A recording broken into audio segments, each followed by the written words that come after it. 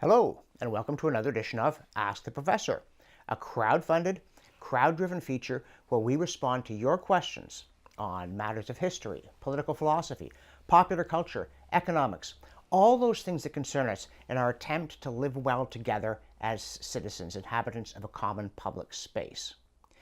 And our question today comes from Isabel, who actually flatters me by quoting something I said at the Parliamentary Forum on Canadian Freedoms that was organized by MP David Anderson, which was that as long as legislators, MPs, MPPs, MLAs, and so on, think of themselves as members of the red team, the blue team, or the orange team, fighting to seize control of the executive branch and then wield it essentially without check, it is very difficult for us to preserve and recapture our freedoms. So she says, if the purpose of the legislature is to hold the executive branch to account, what would such a government look like? And she adds that in Nunavut, the legislators elect the premier, and she asks, would that be an improvement? Excellent. Few things please me like discussing constitutional theory. Let me see if I can do it in a way that holds your interest too. Possibly even inspires you to contribute to support this feature.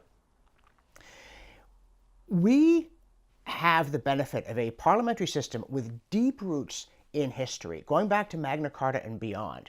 And in that system of government, and this goes from the 13th century on, it's extraordinary, that to protect the rights that were enshrined in Magna Carta, we had one branch of government, the legislative branch, that was elected by the people. The first parliament in England in which the common people were represented was actually held in 1265.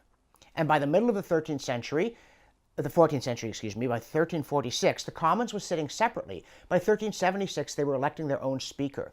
And you follow the course of English and then British and then Canadian history down through the centuries and American history, you do find that the legislative branch is opposed to the executive branch. The executive branch has grand schemes and a voracious appetite for money. And the legislative branch is not willing to permit those who elect it to be excessively taxed.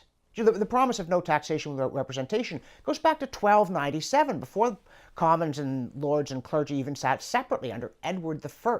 There is actually a statute, De Tellagio non concedendo, which says there will be no taxation without the consent of the people through their representatives. Amazing.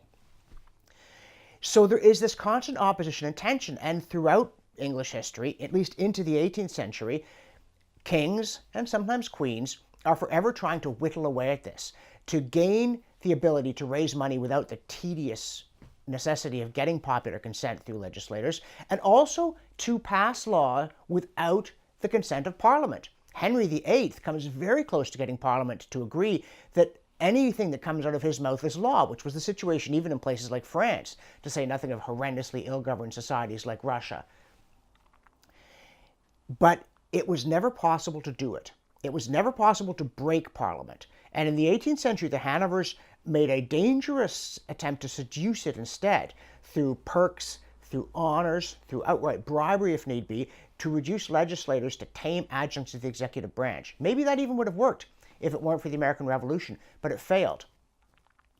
And so a part of the answer to Isabel's question is, if you want to know what this would look like, just look back in our history. And yes, that does include the history of England and Britain, to a time in which legislators, rather than being cheerleaders and facilitators for the program of the monarch, were reluctant funders of it in return for the executive branch's attentive concern for the grievances of the populace expressed through legislators.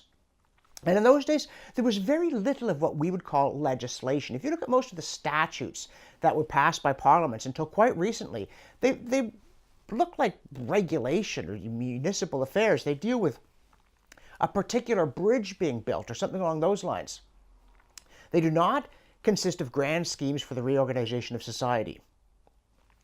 And one of the reasons why that's so is that if everything has to be passed by legislators, it's simply not possible to act the way a modern government does, issuing tens of thousands of pages of regulations. And most legislation in Canada today, or in the United States, or in Great Britain, consists of authorizing the bureaucracy to make rules, what Henry VIII wanted and never got, that the law is in his mouth, as Richard II very unfortunately put it, shortly before his deposition as a tyrant. So a government that operated under this system would do a lot less, because legislators would actually be looking at everything, and they'd be looking at all of it skeptically. They wouldn't be part of, the Justin team or the Harper team or the Wynne team or Rachel's team or whatever they call themselves these days, thinking the whole point of politics was to pile up a majority in the legislature so the executive could then do anything it wanted, which largely consists of vast social engineering schemes, extraordinary interventions in your life, tax codes that go on for thousands of pages, in the United States apparently 20 volumes, all of it trying to change your behavior. A situation in which the legislative branch existed for the purpose of preventing the executive branch from meddling with us and picking our pockets would have far less law, far fewer rules, a lot more citizen initiative, including in areas like charity. We're capable of looking after one another. We don't need the state ordering us around, jiggling the tax code, taking most of that upon itself. The other thing she asked, and none of it the legislature elects the premier, what would happen if we did that elsewhere? Well, in a funny way, we do.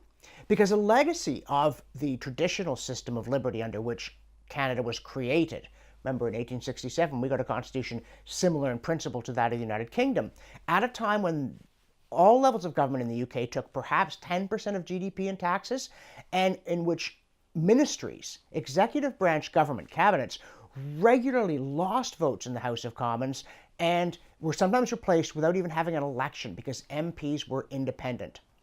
Well, in principle, we still do that. Even if someone has a massive majority in Parliament and they crack the whip in the sausage factory, they just cram omnibus bills through, at any moment, legislators could refuse to approve a budget. And if they did that, the ministry, having lost the confidence of the House, would fall. I think it's a bad thing that we now have party leaders chosen in these vast conventions, because it seems to give them an authority to stand above Parliament, to bestride it like a colossus, to be a man on horseback, exactly what our ancestors worked and sometimes fought very hard to prevent. But in any event, any ministry that loses the confidence of the House, and indeed any leader who loses the confidence of their own caucus, is finished. What we need is for legislators to rediscover their courage and their sense of purpose, to recapture that feeling that as the only part of the government that is elected, the judiciary is not in this country, the executive is not, only the legislative is, their job is not to facilitate, but to impede the arrogance and voracious appetite of government. And they won't get it back until we get it back. But for that, we have to be willing to do without a lot of the government favors that we currently receive, and determined not to ask for or to accept minute government guidance in all those things we do, like wearing a bicycle helmet. For goodness sakes, we are able to make these decisions for ourselves, or we should not be permitted to decide who will represent us in Parliament or who, through our MP or MLA, will occupy the executive branch top spot. So you know what it would look like? It would look like a smaller government, a more responsive government, a more traditional government, and a much better government. As I said at the beginning, Ask the Professor is a crowd-funded, crowd-driven feature. If you're enjoying these commentaries, visit my website, that's johnrobson.ca, click the Yes, I'll Help button, make a monthly pledge to sustain me in this and all my other work, the column writing, the documentaries, all of it depends on you. And if you have a question for the professor, this URL tells you how to submit it. Thanks for watching, and I hope to hear from you.